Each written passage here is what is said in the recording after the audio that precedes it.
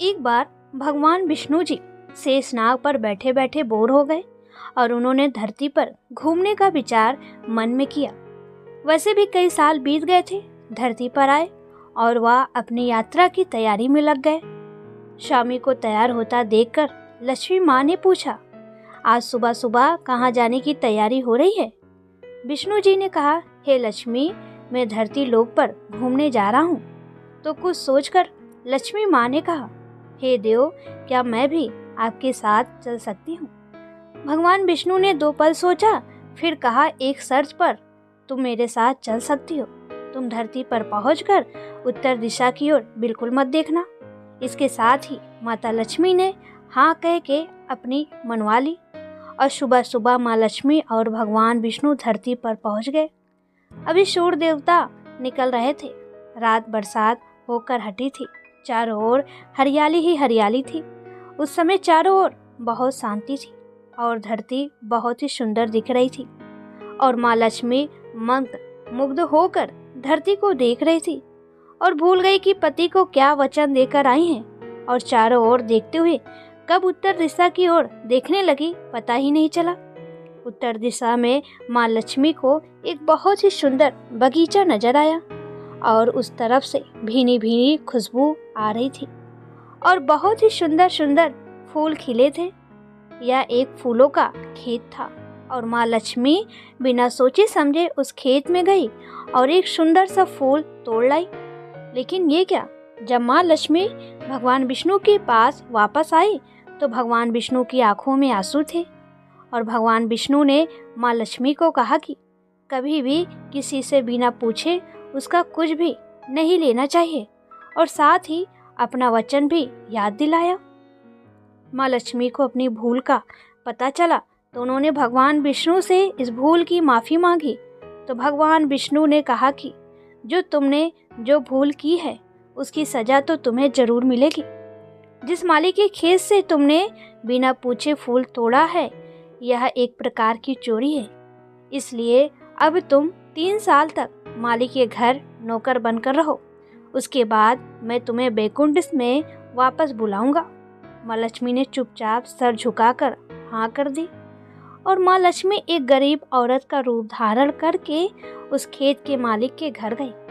घर क्या, एक झोपड़ा था और मालिक का नाम माधव था। माधव की बीबी, 2 बेटे और 3 बेटियां थी। सभी उस छोटे से खेत में काम करके किसी तरह से गुजारा करते थे। माँ लक्ष्मी जब एक साधारण और गरीब औरत बनकर जब माधव के झोपड़े पर गई तो माधव ने पूछा, बहन तुम कौन हो और इस समय तुम्हें क्या चाहिए? तब माँ लक्ष्मी ने कहा, मैं एक गरीब औरत हूँ। मेरी देखभाल करने वाला कोई नहीं। मैंने कई दिनों से खाना भी नहीं खाया। मुझे कोई भी काम दे दो, साथ में मैं तुम्हारे घर का काम भी कर दिया करूँगी। बस मुझे अपने घर में एक कोने में आसरा दे दो। माधव बहुत ही अच्छे दिल का मालिक था। उसे दया आ गई, लेकिन उसने कहा, बहन मैं तो बहुत ही गरीब हूँ। मेरी कमाई से मेरे घर का खर्च मुश्किल से चलता है।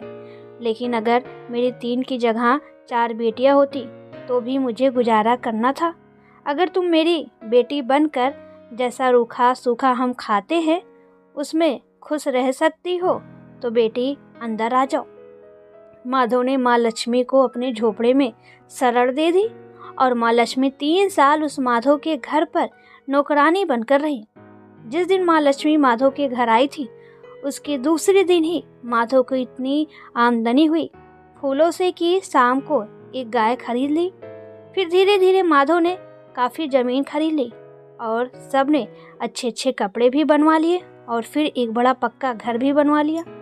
बेटियों और बीवी ने गहने भी बनवा लिए और अब मकान भी बहुत बड़ा बनवा लिया था। माधव हमेशा सोचता था कि मुझे यह सब इस महिला के आने के बाद मिला है। इस बेटी के रूप में मेरी किस्मत आ गई है मेरी। और अब 3 साल बीत गए थे, लेकिन माँ लक्ष्मी अब भी घर में और खेत में काम करती थी। एक दिन माधव जब अपने खेतों से काम खत्म करके घर आया तो उसने अपने घर के सामने द्वार पर एक देवी स्वरूप गहनों से लदी एक औरत को देखा। ध्यान से देखकर पहचान गया, अरे यह तो मेरी मुँह बोली चौथी बेटी यानी वही औरत है, और पहचान गया कि यह तो माँ लक्ष्मी है। अब तक माधव का पूरा परिवार बाहर आ गया था और सब हैरान होकर माँ लक्ष्मी को देख रहे थे। माधव बोला, हे माँ, हमें माफ कर दो, हमने तेरे से अनजाने में ही घर और खेत में काम करवाया। हे माँ, ये कैसा अपराध हो गया। हे माँ, हम सबको माफ कर दे। अब माँ लक्ष्मी मुस्कुराई और बोली, हे माधव, तुम बहुत ही अच्छे और दयालु व्यक्ति हो। तुमने मुझे अपनी बेटी की तरह से रखा, अपने परिवार के सदस्य की तरह। इसके बदले में मैं तुम्हें वरदान देती हूँ कि तुम्हारे पास कभी भी खुशियों की और धन की कमी नहीं रहेगी। तुम्हें सारे सुख मिलेंगे जिसके तुम हकदार हो। और फिर माँ अपने स्वामी के द्वारा भेजे रथ में बैठकर बैकुंठ चली गई। इसीलिए दोस्तों कहते हैं, हमें निस्वार्थ से दूसरों की मदद करना चाहिए। कब, कहाँ और किस रूप में हमें भगवान मिल जाए, यह सिर्फ भगवान ही जानते हैं।